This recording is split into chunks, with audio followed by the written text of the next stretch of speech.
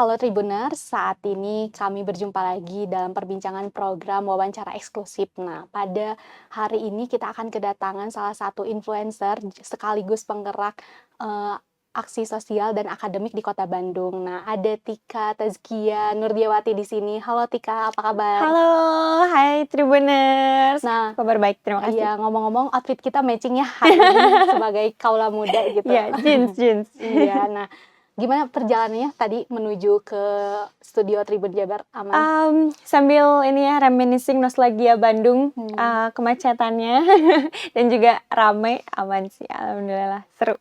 Nah, Tribuners, sebagai informasi, Tika Tazkia ini memang dikenal masyarakat terutama di media sosial sebagai kaula muda yang mendapat beasiswa di University of Melbourne, Australia. Nah, kita akan membahas seputar akademik maupun aksi sosialnya Tika di Kota Bandung sendiri. Nah, Tika kemarin itu sempat ramai yang dibicarakan di beberapa akun media pendidikan, terutama Clipper-nya, ketika Tika menyampaikan berdiri di podium pada saat wisuda, menyampaikan pesan kepada teman seangkatan. Nah, itu mungkin boleh diceritakan agar Tribuners tahu. Ya, alhamdulillah kemarin aku baru saja lulus dari Master of International Relations di University of Melbourne, dibiayai penuh dengan beasiswa Indonesia Maju.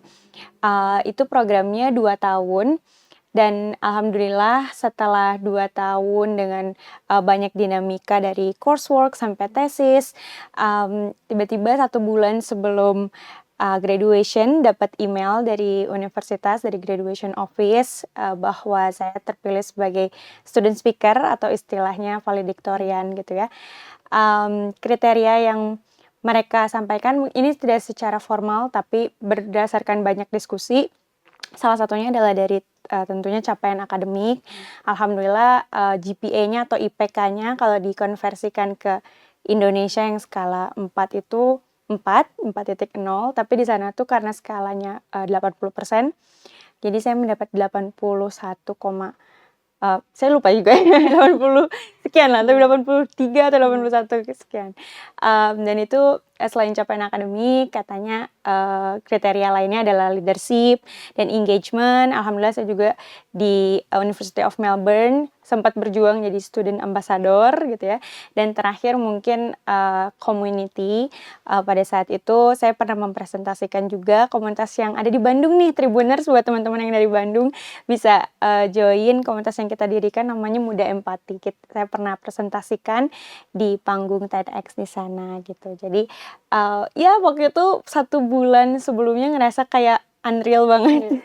Kayak Masya Allah, karena ini bukan capaian personal aja, tapi aku merasa ini capaian kolektif gitu ya, sebagai pertama sebagai perwakilan orang Indonesia, sebagai perwakilan perempuan, sebagai perwakilan seseorang muslim yang menggunakan hijab gitu ya, sebagai perwakilan Global South atau imigran di institusi yang didominasi oleh kebanyakan orang barat gitu.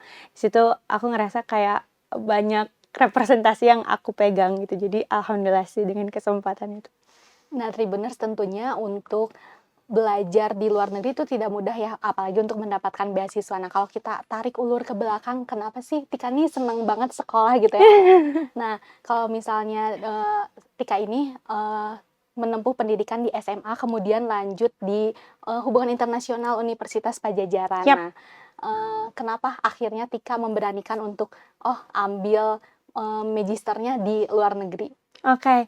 Ya karena betul tadi aku SMA-nya di Bandung, di sini SMA Negeri 8 Bandung, buat 8 coret mungkin Tribuners ada yang 8 coret.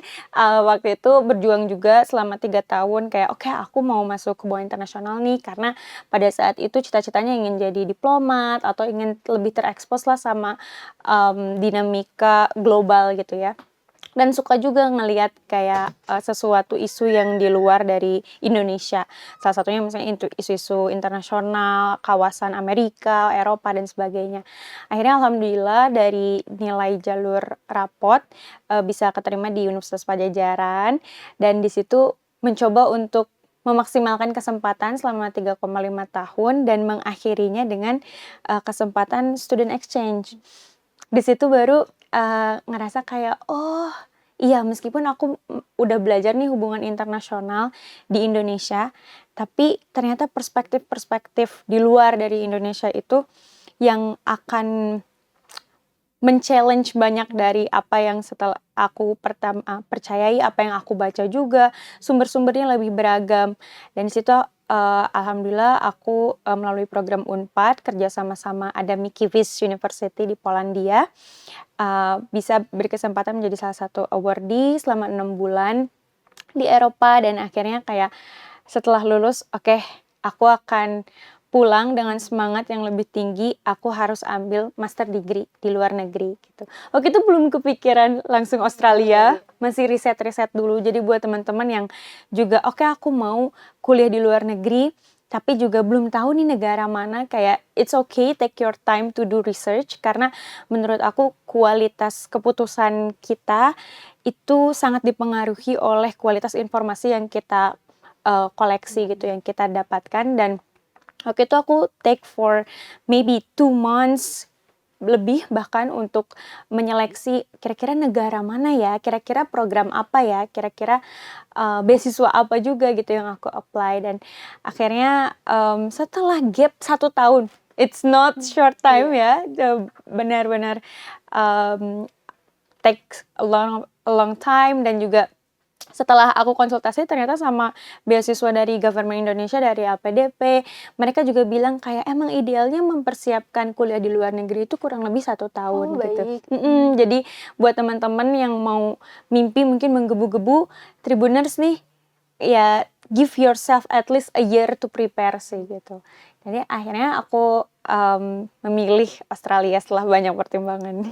Nah, ini menarik ya Tribuners karena Tika ini ternyata sudah punya pengalaman student exchange di luar negeri. Ini juga menjadi modal baru berarti ya untuk melanjutkan pendidikan di Pascasarjana. Nah, tapi perbedaannya yang mencolok ketika dulu student exchange dan sekarang harus menetap 2 tahun lebih. Nah, ini perbedaan akademisnya di Indonesia dan di luar negeri maupun sekarang di Melbourne ini seperti apa, Tika? Yap, betul banget. Jadi meskipun kita udah mungkin terekspos dengan kesempatan global, tetap aja saat kita melakukan master atau sesuatu yang sifatnya gelar gitu ya, degree, itu pasti ada beban akademik yang tidak sama ya. Dan yang aku kerasa sangat-sangat berbeda itu adalah perbedaan budaya epistemiknya sih.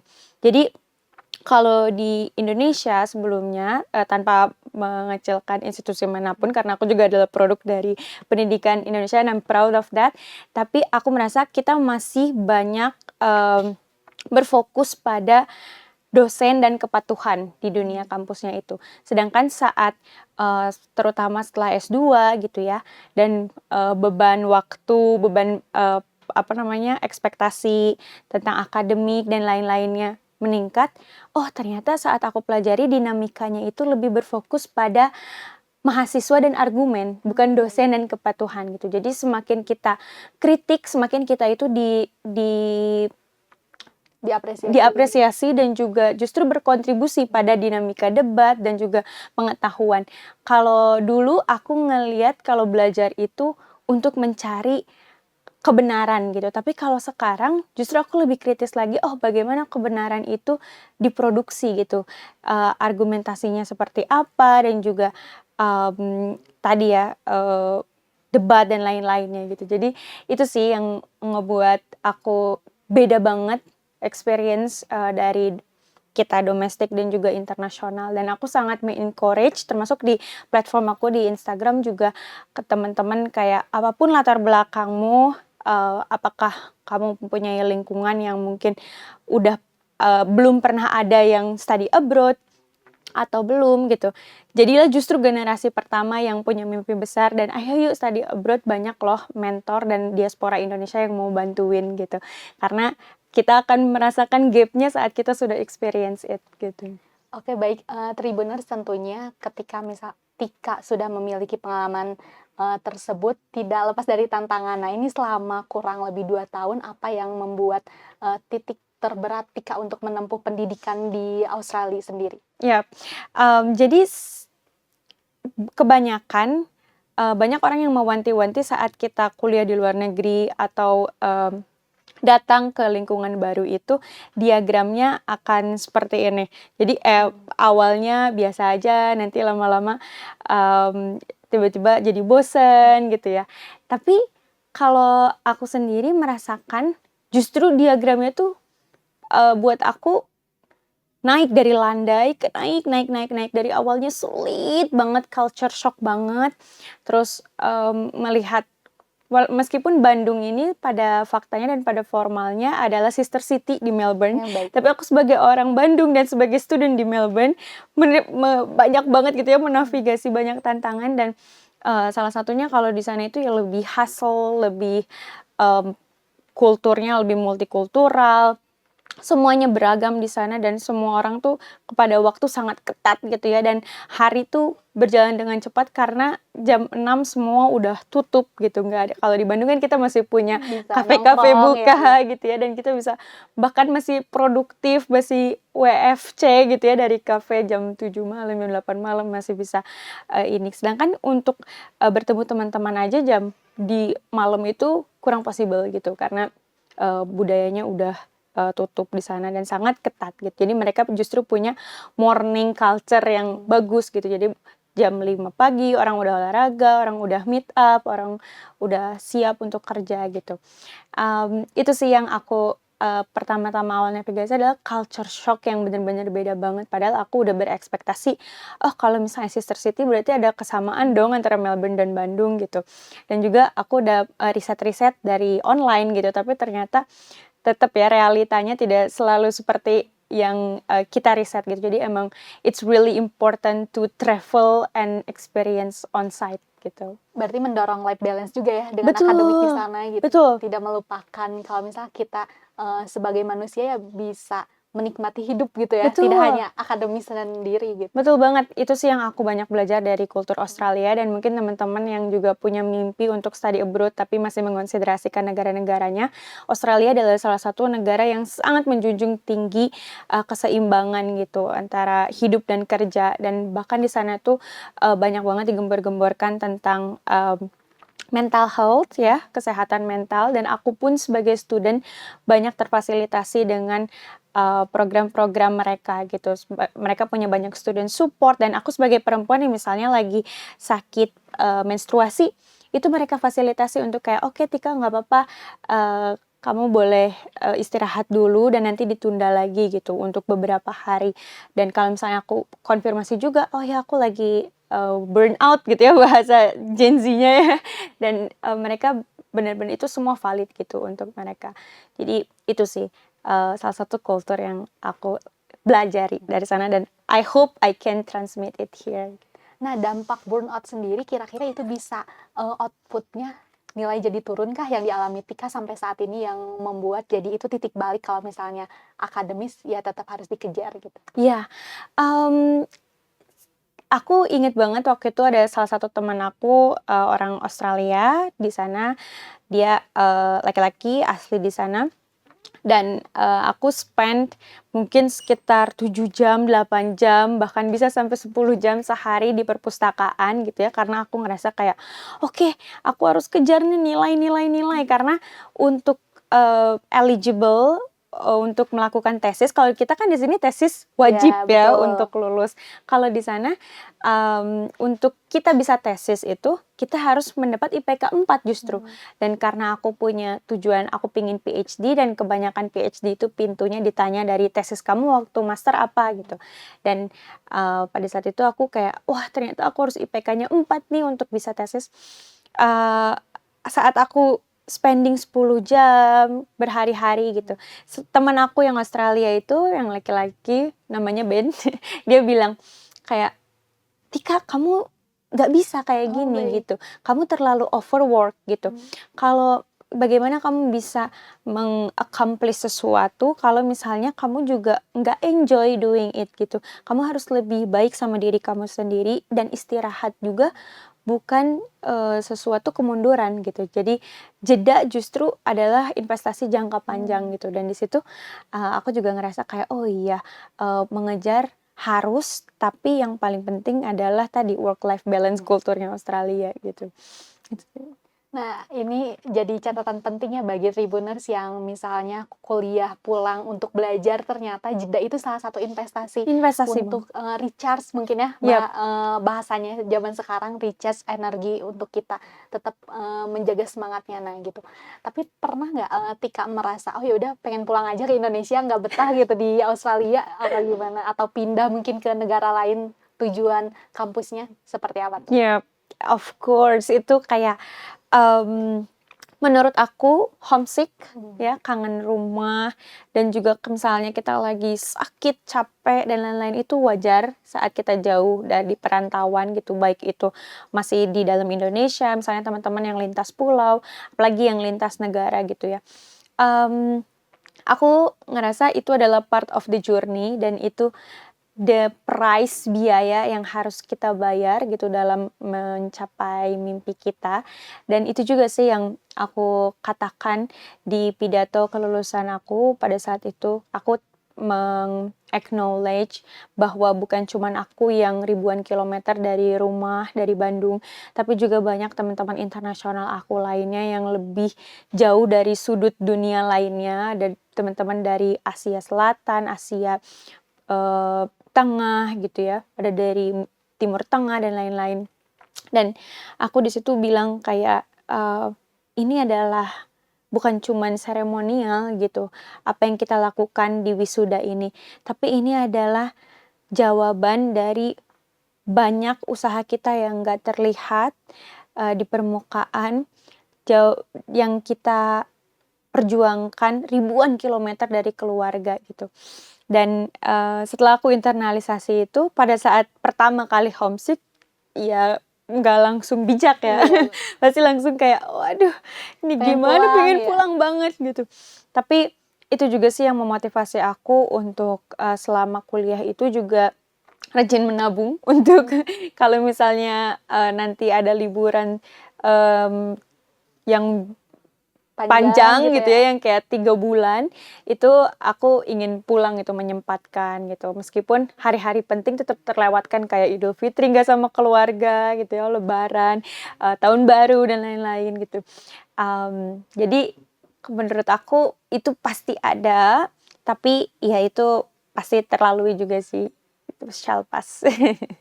Nah, kalau misal kita ngomongin tentang hubungan internasional, ada mata kuliah yang itu menjadi, oh tujuan hidup Tika berubah nggak gara-gara mata kuliah ini? Mungkin bisa disinggung dan di-sharing kepada Tribuners nih. Wow, itu deep banget sih. Mmm, yang ngebuat aku berbeda ya pandangan hidup, ada sih. Jadi sebenarnya core dari hubungan internasional itu bukan hanya tentang kita ngelihat hubungan antar negara, misalnya Indonesia dengan negara-negara ASEAN, Indonesia dengan negara Eropa, kita bergabung dengan organisasi-organisasi sekarang yang lagi hot gitu ya. Tapi justru hubungan internasional itu sebagai ilmu, setelah aku semakin pelajari, hadir setelah Perang Dunia I, dari empati pemimpin-pemimpin dunia pada saat itu untuk mereka menghadirkan solusi agar tidak terjadi peperangan lagi gitu. Bagaimana menghadirkan peace gitu di dunia, Kedamaian ya ya. kedamaian di dunia yang penuh dengan konflik, di dunia yang penuh dengan perang gitu. Dan, itu hadir dari optimisme dan yang paling pentingnya tadi empati gitu, dan di situ change me a lot karena aku ngerasa kayak, oh empati itu selama ini nih nyambung sama Sama muda komunitas empati ya. yang aku dirikan. Empati itu selama ini kita cuman ngelihatnya sebagai, di tahap emosi yang kayak, oke aku ngelihat, misalnya ada bapak-bapak di depan jualan sambil hujan-hujanan dan aku ikut sedih gitu melihatnya. Padahal itu adalah level terendah dari empati yang bisa kita lakukan ke sesama manusia gitu. Itu emotional empati. Tapi level empati tertinggi adalah cognitive empati. Bagaimana kita memberikan ilmu kita posisi kita untuk benar-benar create the solution for humanity gitu, dan aku melihat HI, Hubungan Internasional tuh di situ. Itulah kenapa aku, ketagihan belajar HI Baik. dari di Indonesia S1, terus, spring semester di Polandia dan di Australia juga sampai sekarang, di PhD juga masih beririsan dengan HI ya, risetnya. Jadi di situ aku ngerasa kayak, "Oh oke." Meskipun dalam mempelajarinya cukup kompleks karena semua ada di situ, ilmu dari rumpun ekonomi, hukum, sosial, budaya, semuanya harus kita kuasai gitu. Tapi itu juga yang, semoga bisa membuat student HI lebih well rounded. Nah, iya, ternyata Tika tuh sudah punya latar belakang di empati sendiri ya, kalau misal di ranah sosialnya ini sangat, bisa menjadi inspirasi bagi kaula muda Tribuners. Nah, Tika ini salah satu pendiri komunitas Muda Empati. Nah, ini Yap. bergerak di bidang sosial. Nah, cara atur waktunya ketika di Australia, kemudian tetap ada organisasi yang harus dikerjakan ini seperti apa nih? Luar biasa ya, challenging karena time zone-nya lumayan Beda agak juga.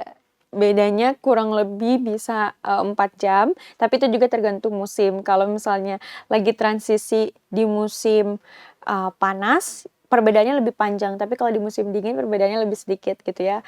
Itu juga salah satu termasuk produk politik.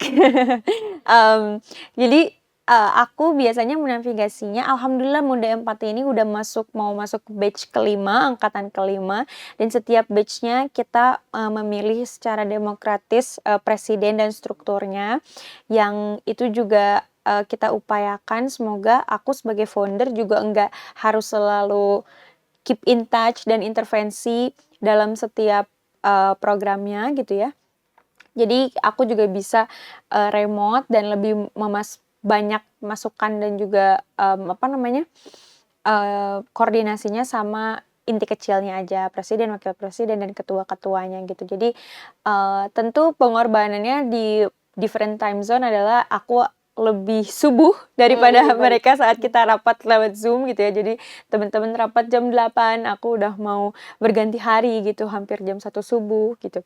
Tapi, that's not a problem karena aku ngerasa untuk selalu connect sama mereka, itu ngecas diri aku tentang, apa sih sebenarnya motivasi aku sekolah sejauh itu dan sampai, harus belajar secapek itu gitu. Daripada aku hanya terus terfokuskan pada, akademik atau ambisi-ambisi aku pribadi, kadang aku juga, mundur sejenak dan juga cek orang-orang di hometown aku, salah satunya di komunitas gitu untuk, akhirnya aku kasih reminder lagi gitu ke diri sendiri kayak, "Oh oke, mereka loh alasan aku kenapa harus terus belajar dan terus semangat," gitu. Tika nih berarti work life balance-nya tuh udah teratur sekali ya gitu. Mungkin I ada hope so. kebiasaan hal-hal kecil yang ternyata ini tuh penunjang untuk, sehari-hari itu tetap dengan targetnya, belajar iya, terus keluarga terutama, kemudian, sosialnya, ini kan tetap harus balance ya. Nah, Yap. itu bagaimana kebiasaan sehari-hari Tika untuk menjalani itu semua? Ya, kalau misalnya aku komparasi sama, kultur dan teman-teman aku di Australia, Melbourne, dan, teman-teman internasional lainnya, apalagi Polandia, Eropa Timur tuh lebih balance lagi, lebih slow mereka. Aku ngerasa justru masih sangat harus a work in progress gitu. Tapi, betul aku ingin terus memperjuangkan untuk, seimbang dalam aku sebutnya segitiga kehidupan gitu ya, keluarga, friendship gitu ya, termasuk semua relationship lah bersama partner dan lain-lain.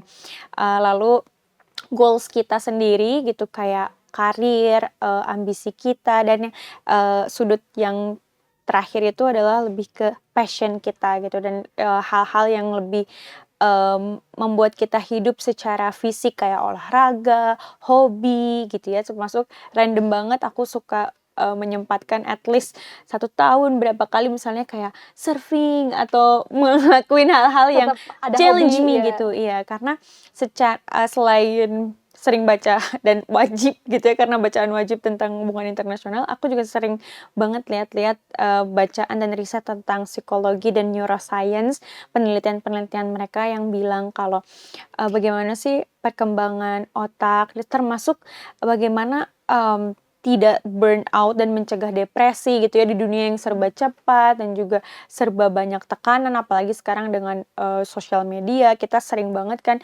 lebih mudah untuk mengkomparasi pencapaian kita dengan teman kita gitu. Itu semua, banyak yang harus dinavigasi dan aku ngerasanya sih, harus menunaikan hak-hak dari masing-masing sudut segitiga itu gitu. Jangan sampai aku lupa kalau aku juga somebody else daughter, kalau aku juga somebody else friends gitu. Kalau aku juga sebagai manusia punya hak yang harus dipenuhi tadi gitu, role ke, hubungan sesama manusia. Dan tadi juga aku harus, nggak bisa mengkompromi kalau aku pun punya mimpi di sudut ini gitu, yang, semakin besar mimpi kita, kadang batasan diri atau boundaries juga justru semakin besar gitu. Kayak kita harus berani untuk berkata tidak, kita harus menimbang-nimbang prioritas berdasarkan dampak gitu ya. Dan kita juga harus banyak menunda kesenangan untuk future gain gitu, untuk investasi lebih besar nantinya gitu. Itu sih yang membuat aku dan menjadi pedoman untuk terus balance, hopefully. Nah, ini juga yang mengantarkan Tika menjadi salah satu valedictorian ya. Nah, menariknya Tika kalau misal boleh ngasih tips ke Tribuners, kalau misalnya pengen melangkah yang sama seperti Tika nih, tadi sudah disinggung tuh, cari kampus, impian tuh riset dulu. Nah, Yap. mungkin hal-hal lain yang belum Tribuners tahu nih apa gitu? Yap. Yang paling pertama tadi ya, satu step pertama riset, itu penting banget, again I will repeat, kalau keputusan kita itu tergantung dengan kualitas informasi yang kita dapatkan gitu. Jadi jangan capek tanya-tanya. Yang aku lakukan pada saat itu, aku juga belum punya, lingkungan sebaya yang punya kesempatan study abroad, tapi aku melihat orang-orang yang mungkin mereka lebih senior, lebih tua, dan meskipun mereka stranger orang lain, aku memberanikan diri untuk DM, memberanikan diri untuk WhatsApp, memberanikan diri untuk ikut webinar dan tanya. Aku nggak merasa, bahwa apakah pertanyaan aku ini akan terlihat bodoh gitu, apakah pertanyaan aku ini akan terlihat tertinggal gitu. Aku hal-hal sekecil apapun aku tanyain kayak, "Oh, kalau di Australia ini gimana? Kakak happy nggak sih kuliah di Australia?" Iya. Kayak gitu, sepertanyaan-pertanyaan sepersonal itu gitu, karena menurut aku itu penting. Step pertama ingat riset, yang kedua siapkan mental gitu ya, terutama kalau teman-teman yang mau, mendaftar beasiswa, karena persentase yang namanya beasiswa apalagi menyokong kita untuk hidup, memberi living allowance ya dalam 2 tahun di negara maju yang tidak murah juga, itu sangat kompetitif gitu ya. Jadi, posisikan diri kalian untuk menerima kegagalan gitu. Aku pun nggak one shot, aku nggak langsung pertama kali daftar langsung diterima, nggak. Aku melalui juga, penolakan, dan itu juga yang membuat aku evaluasi dan refleksi lagi kayak, "Oh, oke, nggak apa-apa, masih muda," gitu, habiskan aja jatah gagal ini Betul. gitu. Dan, yang ketiga mungkin selain riset dan mental, aku akan bilang cari mentor gitu. Kenapa? Karena, mmm, kita ini meraih mimpi yang tinggi ini, itu bukan kepentingan kita sendiri kok gitu. Semakin kita pendidikannya tinggi, semakin kita semangat, itu akan bermanfaat untuk komunitas kita, lingkungan kita, dan bangsa kita gitu, Indonesia. Jadi, jangan khawatir untuk cari mentor yang mereka udah keterima juga, dan juga mereka bisa membimbing kita benar-benar walaupun kita gagal sampai keterima lagi gitu loh. Dan aku juga, dengan teman-teman awardee diaspora Indonesia yang udah keterima di Australia, di Amerika, di Inggris, banyak loh yang membuka mentorship dan itu tuh secara gratis karena kita ingin berkontribusi aja, karena kita pun dulu berada di posisi yang sama-sama susah gitu. Jadi aku juga membuka bagi teman-teman yang bahkan nggak aku kenal secara offline gitu untuk kayak yuk mau menjadi mentor dan maksudnya aku mentorin gitu, aku lihat esainya, aku review, aku lihat jawaban-jawabannya, kalau mau interview, ayo kita mock up, kita praktik dulu sebelum nanti interview beneran kayak gitu. Dan mungkin yang paling terakhir dan step paling krusial adalah banyak doa sih. Minta restu dari orang tua, dari teman-teman kita juga gitu, dari bahkan aku sebelum berangkat ke Australia itu minta doa dari tetangga-tetangga Masya gitu. Allah. Jadi maksudnya kayak itu salah satu yang hal-hal yang tidak terlihat, intangible, but I believe there is immeasurable power in it gitu. Banyak kekuatan yang gak kita lihat gitu, tapi sebenarnya itu yang banyak menunjang, dan aku bahkan selalu bilang kemarin sampai jadi valedictorian, student speaker juga, eee, yang paling banyak berjasa ya doa gitu, doa sendiri dan juga doa orang-orang gitu. Nah, ini ngomong-ngomong valedictorian sendiri, ini kan mengantarkan akhirnya Tika mendapat beasiswa PhD. Nah, Alhamdulillah. berarti mulai perkuliahannya di semester ini? Di semester ini insyaallah aku lagi dalam tahap untuk pembaruan visa. Insyaallah di Maret ini udah mulai lagi. Jadi baru lulus Desember Iya. kemarin, Januari, Februari refreshing pulang gitu ya, connect sama komunitas dan media-media di Indonesia juga. Nanti sebelum Maret lanjut lagi, belajar lagi. Berarti nanti Ramadan menghabiskan di Australia ya? Yap, Berarti ini adaptasi lagi atau seperti apa nih? aku alhamdulillah berarti kalau di total udah 3 kali lebaran di bukan di Indonesia, di luar gitu. Mmm, Adaptasi alhamdulillah kalau di Australia itu meskipun Muslim itu termasuk minoritas, tapi toleransi mereka dan familiarity mereka terhadap ritual-ritual umat Islam, salah satunya adalah puasa Ramadan, itu cukup tinggi dan mereka cukup suportif. Aku banyak teman-teman non-Muslim, teman-teman internasional gitu ya, sahabat-sahabat aku sendiri, ada yang dari Australia, ada yang dari Nepal, dan kita semua multikultural, ada yang beragama Hindu, ada yang beragama Kristen, ada yang beragama semuanya ya.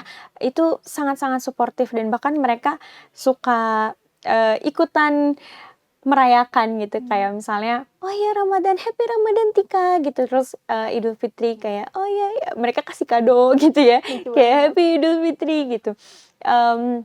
Itu setoleransi dari eksternalnya itu sangat tinggi dan kuat buat teman-teman yang mau Tribuners nih, yang mau sekolah di University of Melbourne atau Australia in general, tapi kalian gimana ya kehidupan secara budayanya, apakah ada barrier dan lain-lainnya, no worries gitu, kita bisa berpegang teguh pada identitas kita sendiri gitu tanpa mengkompromikan itu.